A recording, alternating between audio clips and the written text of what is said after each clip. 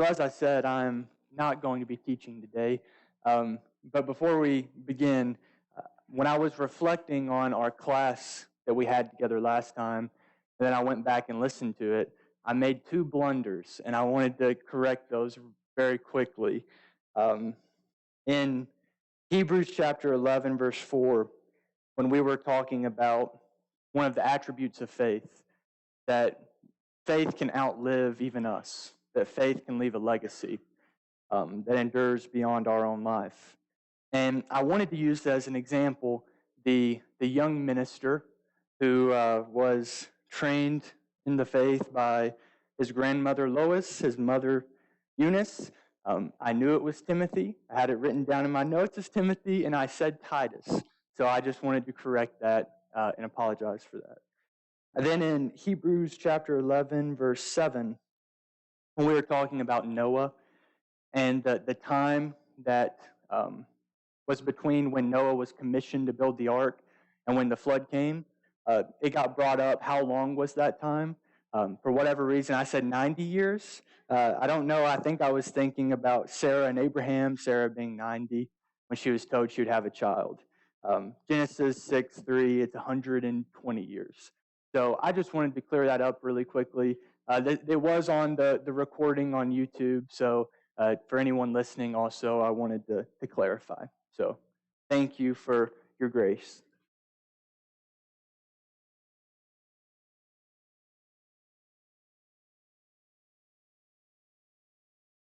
He's too young to do that, isn't he?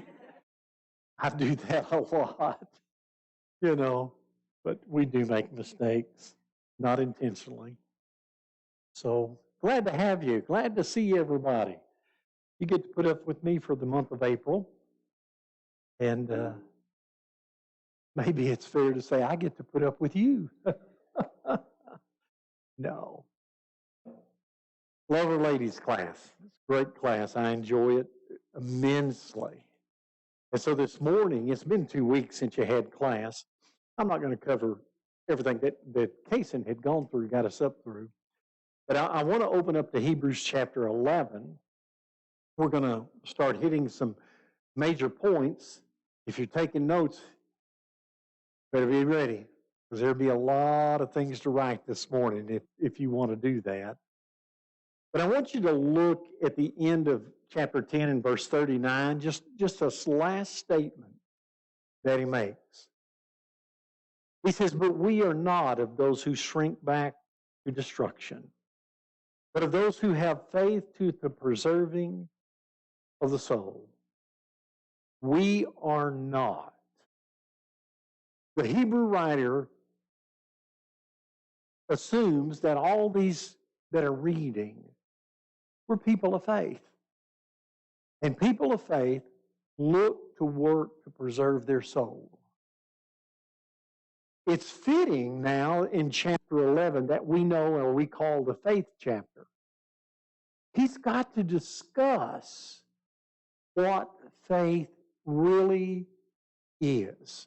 And that's where he's going. And so if we're going to preserve our souls, it needs to be preserved by faith. And knowing what that is vital.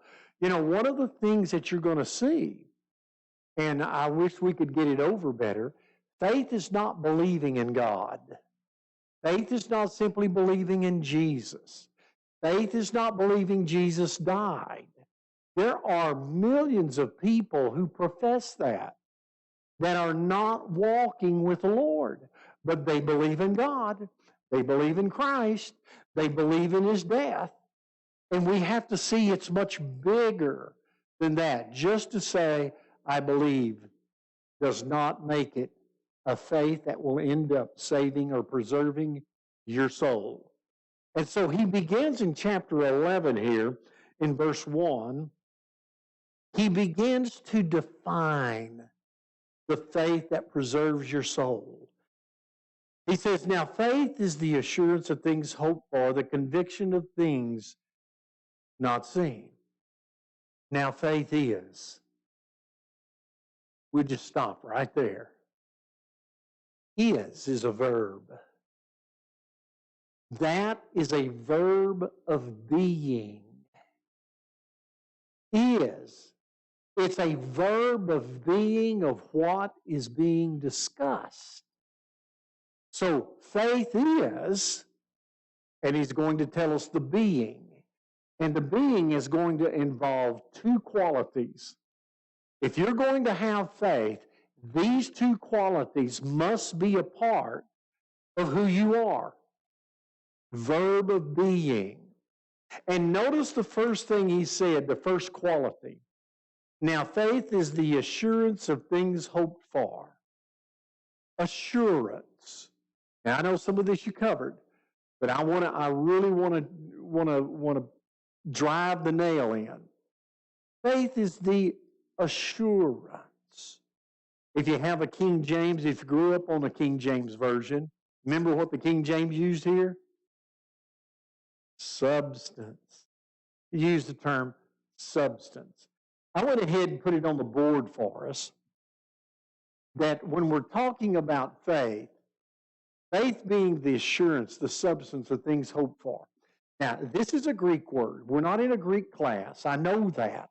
But sometimes this can help us bring out exactly what is being discussed.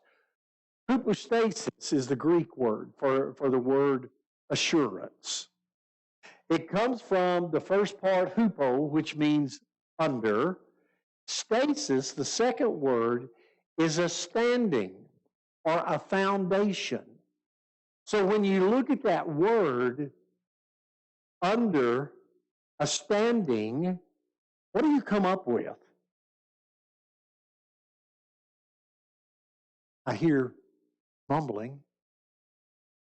Something that stands under something that supports it. Faith is assurance. This is the thing that upholds. And what does it uphold here in verse 1? The what? No, we ain't got to that yet. We're talking, what did we just read? Hope. Faith is this foundation of assurance. This is the foundation of hope. Now, let me ask you this. If there's no real saving faith within a person, what do they lose? Hope. You know, we live in a sad time, and I'm always very conscious and very careful because it's a hurtful thing. We see so many committing suicide. It's sad. Why does a person commit suicide? They have no hope left. There's no hope in this life. And why do you not have hope? There is no faith. This assurance, this substance, faith is the substance, is the foundation that holds up mine and your hope. This is what faith does. You don't lose hope if you have faith. If a person doesn't have faith, they're not going to have much hope. And it's this faith, this kind of a faith, this kind of assurance, this trusting, this firm foundation is what gives you and I to stand under pressure when things go wrong. It's your faith. And it supports hope. Even though it doesn't look good, even though you may be hurting, what does faith do? What does it give you? Hope. It's always there. Let me ask you this morning. How much faith does it take to die? You're right, none. It takes no faith to die. But if you and I have this foundation in the promises of God,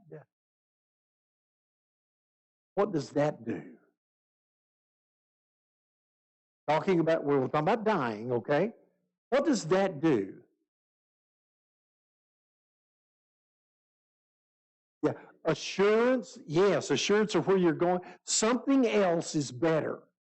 And so it's what helps you, no matter how bad it hurts, no matter how bad things are going, you have this assurance that there is hope at the end of this deal, and it's not over with. There are better things coming, right? So, the first thing about faith is that it is the assurance that upholds hope.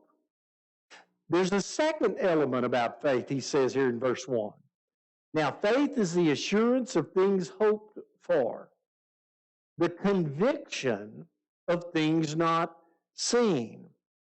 The second part of this verb of being, is what? What else is faith? It's a conviction. A conviction. If you had a King James Version, what would the King James say? Evidence. Now, when we talk about this term conviction, it comes from a court hearing. And when you're in a court of law, and whoever is being tried, what do they bring in? Evidence. Here's the evidence, and all the evidence gets laid out. And so what does the jury do?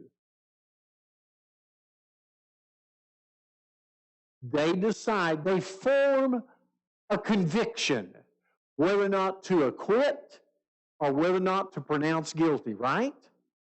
Faith is a conviction. It's a proving, lay the evidence out about what? Things that are unseen. God is spirit. By the way, when God brought in and God created this heaven and earth, how many people were there?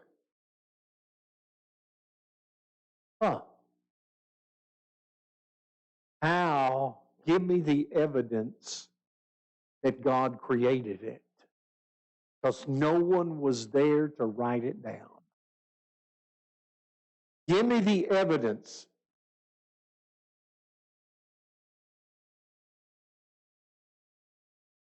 Well, faith is there. I want to know the evidence. Lay out before me the principles. Tell me. Bang, this world came into being. All this Big Bang Theory and all these elements fell just exactly the way this is. And, there's the only planet that air formed around, the atmosphere. And bang, it happened like that. What's the evidence? Well, even if I didn't use the Bible, tell me the evidence. You look out there, you can see this springtime, what's coming on?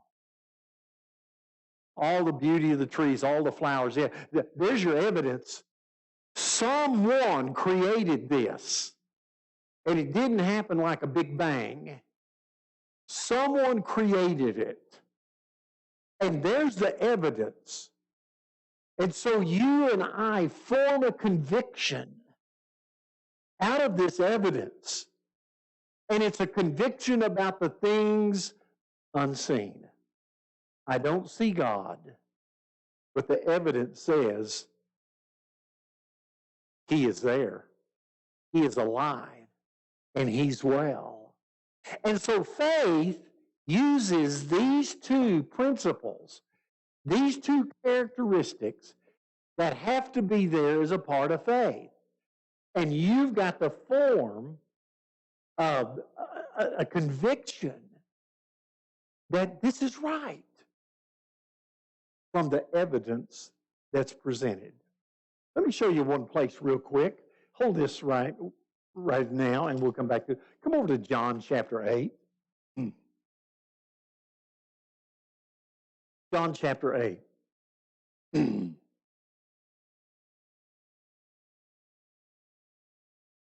want you to look down at verse 45 and 46. This is Jesus talking. Look what he says. As Jesus was teaching, people got mad at him. Look at verse 45. But because I speak the truth, you do not believe me. What have they not formed? Yeah, they haven't formed a conviction. They have no assurance. They don't believe the words of Jesus. See, there's no faith within them. None. And now look at what he has, verse 46. Which one of you convicts me of sin? That word convict is the same word used in Hebrews chapter 11, verse 1. They were being taught the Word of God. He's been giving them the evidence of here's what I want. They have formed no conviction. So he says, okay, let's take it a step further. I want to know anybody out there convicting me of sin? Tell me. I want to know the conviction. And so what did they end up doing? They didn't have any evidence. And that's why he says at the end of verse 46, if I speak truth, why do you not believe me? See, there was a faith issue in this. And so the only thing they wanted to do to Jesus was what? Tell him, get rid of him, get him out of here. See, so you and I, knowing that that's the same word, and Jesus wanted the evidence because they're calling him, they've called him every name of a sinner and all that. Who convicts me? Lay out the evidence right now. So it's there. So what we do for you and I to have faith, we need to draw a conclusion from the evidence given that this is right even though I can't see it. It's the conclusion, the evidence of things unseen. That makes sense? That's why this is so important to understand that. Now, what we're going to do from here, come back to Hebrews 11, what we're going to do is that we're going to show the conviction and the assurance of hope by all of these characters that he lists in Hebrews chapter 11. And we're going to come to a conclusion of tell me the hope and tell me the conviction. And then we're going to state it in an application for you and for me. That's what we're going to begin to look at.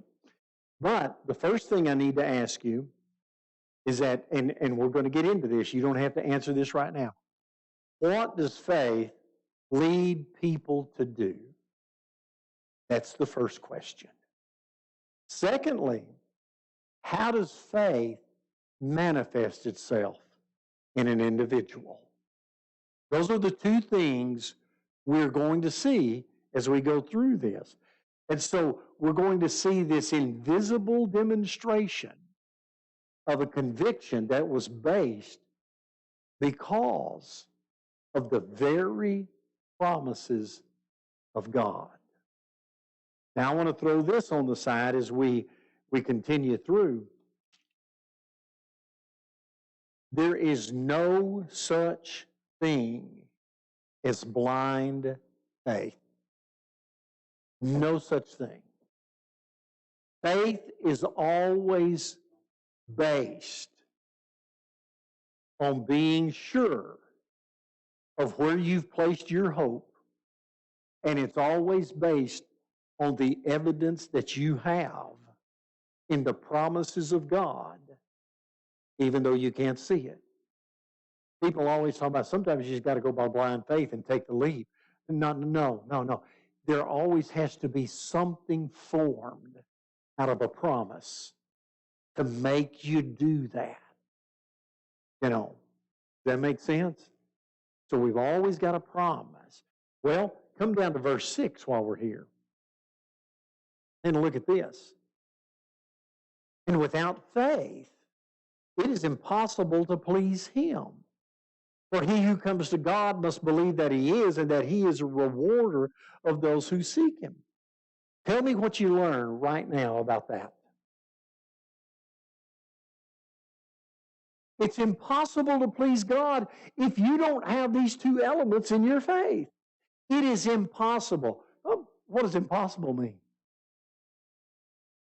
Well, it might be there. Yeah, you can't. That just solves it, doesn't it? You can't do that. And so now he gives two elements in the pleasing of God by faith. Verse 6 again. And without faith it's impossible to please him, for he who comes to God must believe that he is. He is. Can you see him? No, but you know what? We have formed a conviction about who God is based on the evidence that we've been given. And so if you're going to come to please God, number one, you got to know that he is. He exists. He's real. We've got a society that is throwing God out just as fast as you can. Where's God in all this? You know, people see the wars going on. Where's God in all this? People have the death of a loved one or a child. Where's God in all of this? See, they've not formed anything. And so, if you're going to come to please God, you've got to have a conviction based on the evidence that God does exist. You see, this is the unseen. Secondly, and that he is a rewarder of those who seek him. What is that? Tell me what that means.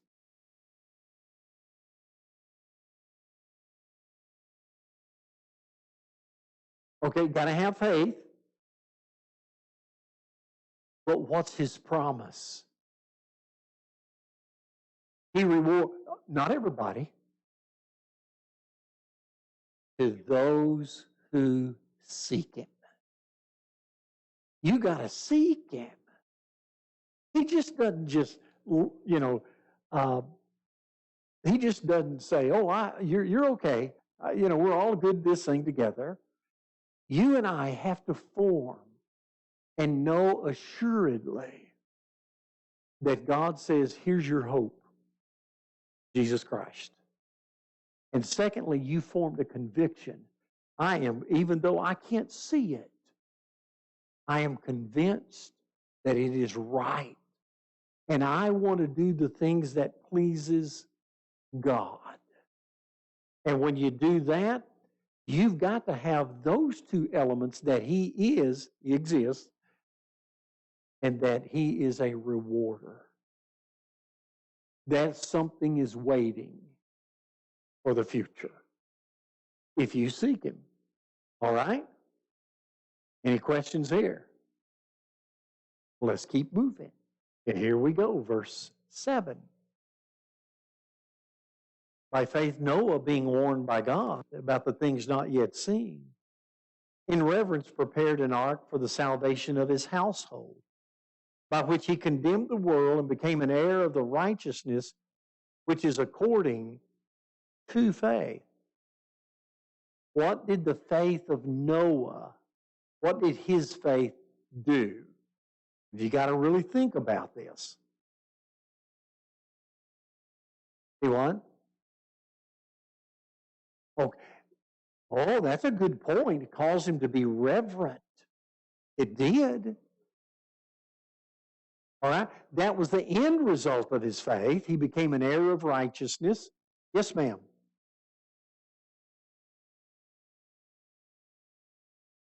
It caused him to take action on what God said. By faith. Noah had hope in God. He had formed a conviction within his heart, even though he couldn't see it. And what could he not see? What? He could not see rain. It had never rained on the earth up to the time of Noah.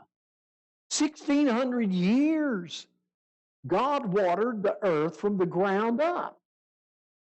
God had never called. And Noah being warned by God about the things not yet seen.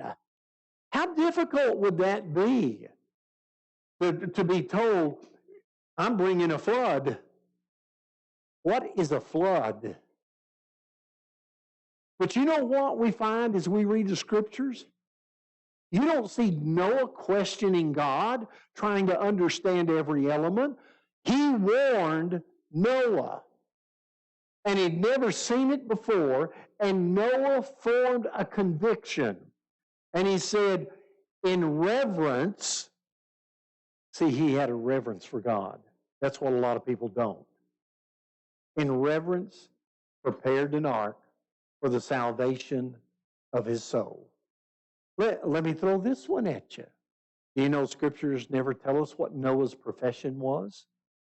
And I'm sure because he was never it never rained, never flooded, he wasn't a boat builder. We don't know what his profession was. But you know what he did? He prepared. Now, give me an application statement. What do we learn for us from listening and looking at Noah? Faith, what for us? All right? But we're coming from this verse. We're coming from this verse. What did faith do for Noah? It saved him and his family. How? Okay? He talks about, go ahead, someone else. All right? That's the end result, is righteousness. He prepared an ark for the salvation of his household. Here's the application for you and me. If you and I have a saving faith, you know what you will do? You will prepare for salvation and your household. That's what we're not seeing in our day and time because there's not any faith. Faith is what allows you, leads a person to prepare yourself and your family because the unseen is coming, and I'm convicted of that. See, if you don't form a conviction, if you don't have an assurance, what will you not do? Yeah, and isn't it sad for a lot of us? And we can look back in our lives and thinking, wow, when I was younger, what if I'd have done that? But it's not hopeless. You know, there's you an application of faith to Noah. Get to another one here. Look at verse 8. By faith, Abraham. Oh, by the way, Rose, I didn't want to forget your statement. Noah ended up from God becoming an heir of righteousness. And his faith in God, preparing for that ark, for that 120 years, for something he had never seen, they had never witnessed. And God said, that man right there is a righteous man. He trusted me at my word. And he condemned the rest of the world because guess what? No one else would believe. Yeah. Yes. 120 years. Yes, ma'am. 120. Now, look at verse 8. By faith, Abraham, when he was called, obeyed by going out to a place which he was to receive for an inheritance. And he went out, not knowing where he was going. Tell me, what do you learn about Abraham? All right? He had great faith. Tell me what his faith, this hope that he had, this conviction he had formed in the unseen. Let's look at this carefully. What did faith do? He was going to a place that he did not know. He trusted God that he would take care of him. Now, think about the application. How would that faith apply to us today? Think of the terms he did not know, but he was called to go. Okay? If you had that much faith, you said you'd go. But think, okay, and that's a true statement.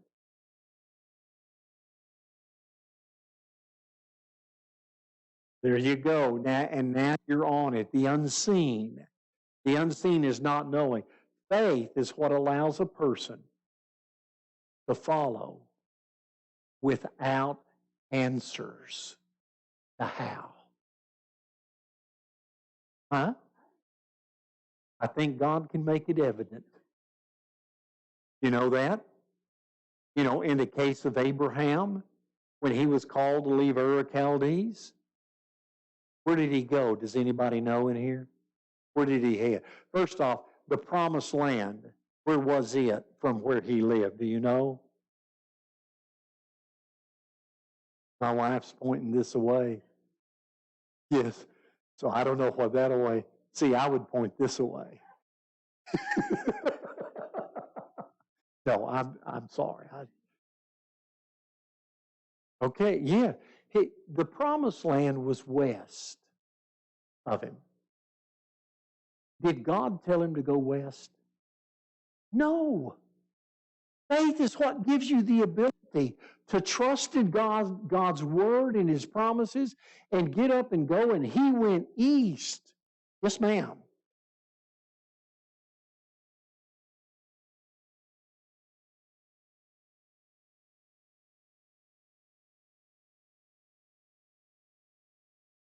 Right. Right. It gives us, and Deborah said that faith is what gives us the ability to get up in the morning and get moving, because even, and if you've been going through a lot of difficulties, what is that called? It is faith. What do you got? Yes, thank you. Hope. You got hope. I get up in the morning. I mean, it's bad. It's not, things aren't going real well right now. But you know what? Faith is the assurance of what you hope for. It's going to be better. So whenever you and I are facing things in life, and that's your application, you and I need to learn how to follow and trust God in his word and his promises, knowing what? You don't know where it's going to end. But I got this one, and we've been studying Sunday morning in Romans, and we know the verse well. We don't think about the verses. God causes all things to work together for good. Why do we end up in collapse when things aren't good? I'm not saying that when things aren't good, you're not walking around with a smile, that you're not, things are really going bad in my life. Yeah, it's going to, yeah. I'm not saying we do that, because things hurt. But if you've got hope, if you've got a conviction in the unseen, what do you need to know? Here I'm in a situation, as you were talking, here I'm in a situation, and some of you, Judy's been there in recent, and you don't know where this thing is headed. What do you do?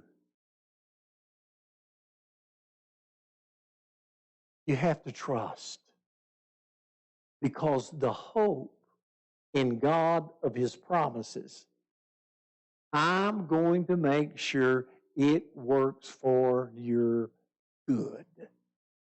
I can't see it. I can't understand it. But the promise is there. And you form a conviction of this unseen. Because who am I in respect to God?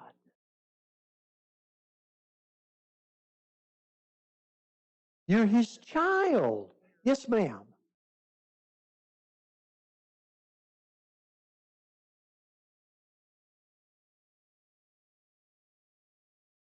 That's a good point.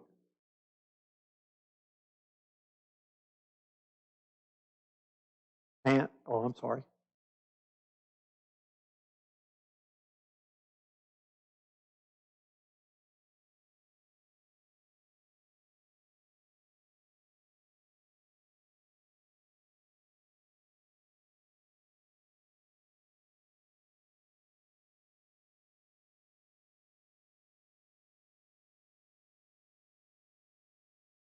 Right, right, right, right.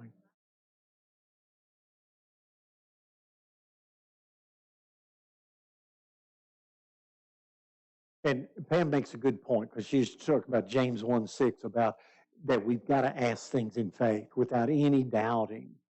And what you have to do, whatever it is we go through, you have to see, or you see what you're doing, what you're going through, and then you have to look at the promises of God, and you've got to weigh them.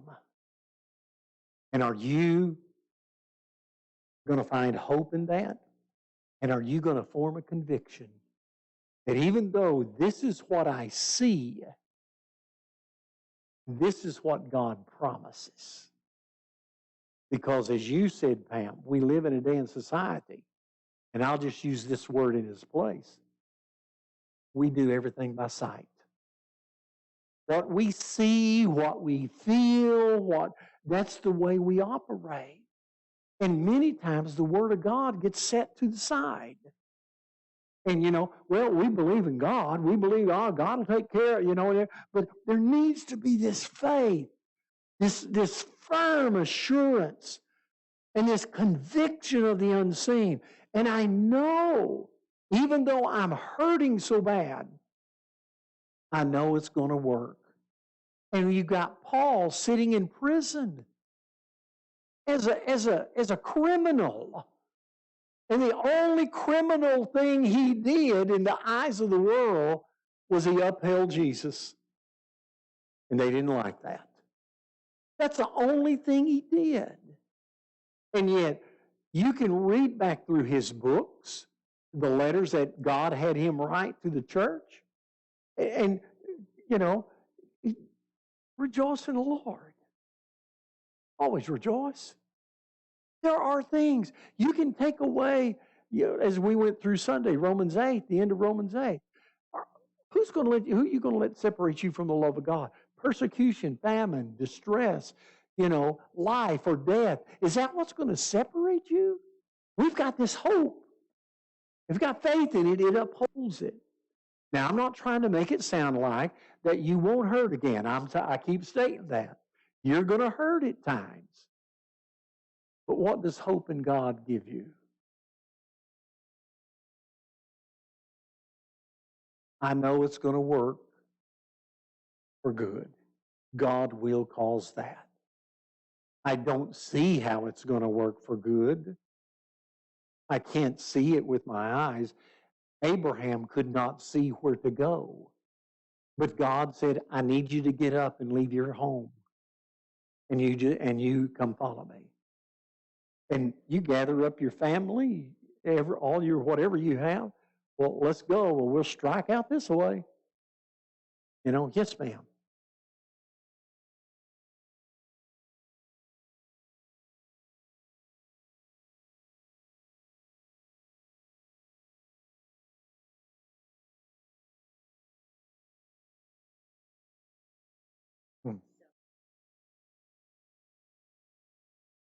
Right.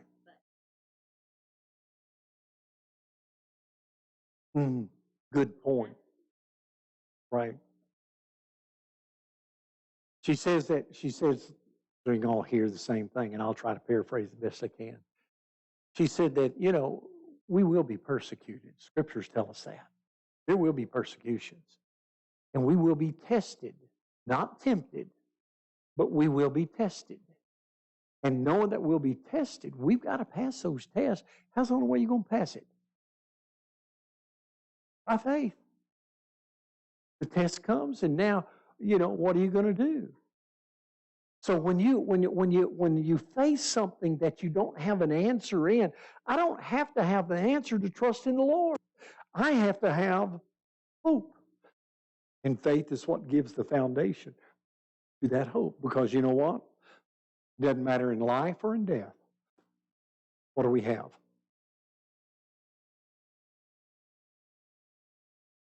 I've got somewhere waiting for me in the presence of God. I'm going to throw this out. This is just to think about. Because it concerns me at times when we talk about heaven and that eternal resting place that I'm going to get to see, my family that made it there. What is wrong with that thinking? My family is not what gave me hope. I'm going to get to be in the presence of God who loved me and His Son who was given in my place. And when I get there, all the other elements that whoever else is there, that's not what matters. We're all going to be there for one reason. Why? Because of the sacrifice of the Son of God and the love of God for you and me. And now you're going to see it. See Him face to face. And what a glorious, glorious thought that should be to us. Yes, we get attached to our family. I know that. And yes, I want to see them again. Yes. But the greatest thing is what? I want to see this Jesus. I want to see this Father who, when I was so rebellious, that would give His life for me. I want to see what that looks like. I want to look in His eyes. I want to see the love. I want to see the attributes of God of compassion and kindness. Welcome home. I created you. You were born anew in my Son, and I'm bringing you home. This is your eternal resting place in my presence. Yes, ma'am. Right? Right? Right. That's a good point. There would be no sorrow. There would be all the wiping away of tears, is what Pam said. And that's true. But we need to focus on the big. We need to form by faith that we are assured of the hope we have. And again, I'm not trying to belittle it. I'm not trying to take it away from us. But if my hope is just to see my family, is that my hope? Our hope is in God. We found out in Hebrews earlier in chapter 6. Hope is the anchor for the soul. And He went through as a forerunner for us to say, come on, I'm there first. I did it by faith. And you fix your eyes on me and follow me. That's what I want you to do. Yes, ma'am.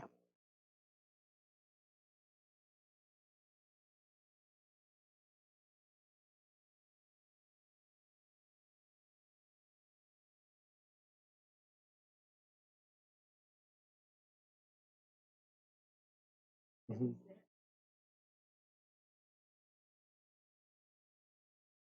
And that's a good point.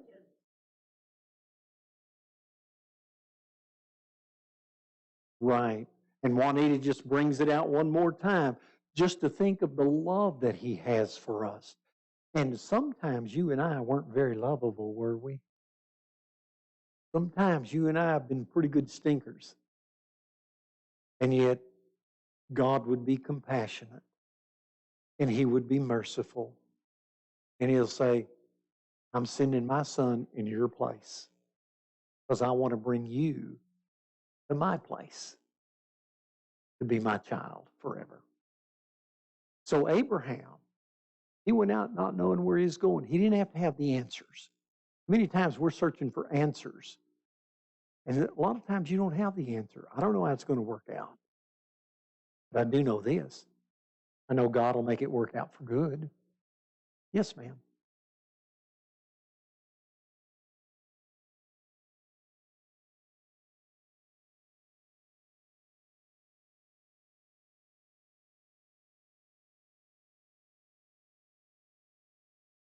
That's it.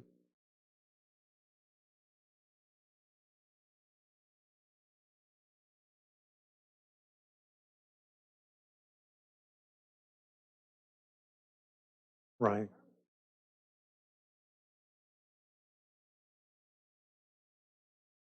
Right. That's a good point Deborah makes, that the reward, the peace of God that passes all understanding. What a reward we have now. And yet, for eternity, what a great peace, because you can't understand it. I don't know about how the peace of God works, but you know what? I can't see it. I sure can't feel it. But I know one thing is a promise.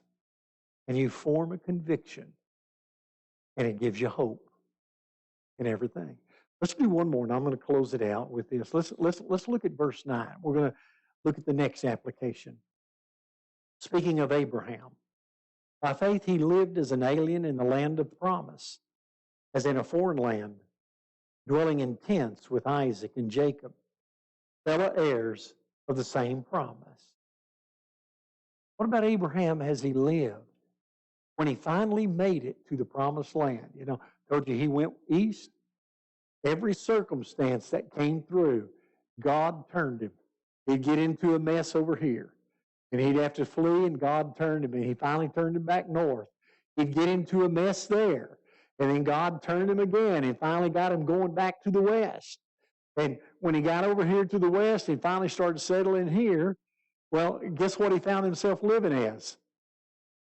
An alien in the land of promise. This is what God promised. What would you think if you were going to be up and drug off to, somewhere, some little place in Africa, and they said, this is going to be your dwelling? Or some other country that you don't even know how to speak the language. What would you think? What would you do? Ooh. How did he do it? By faith. By faith.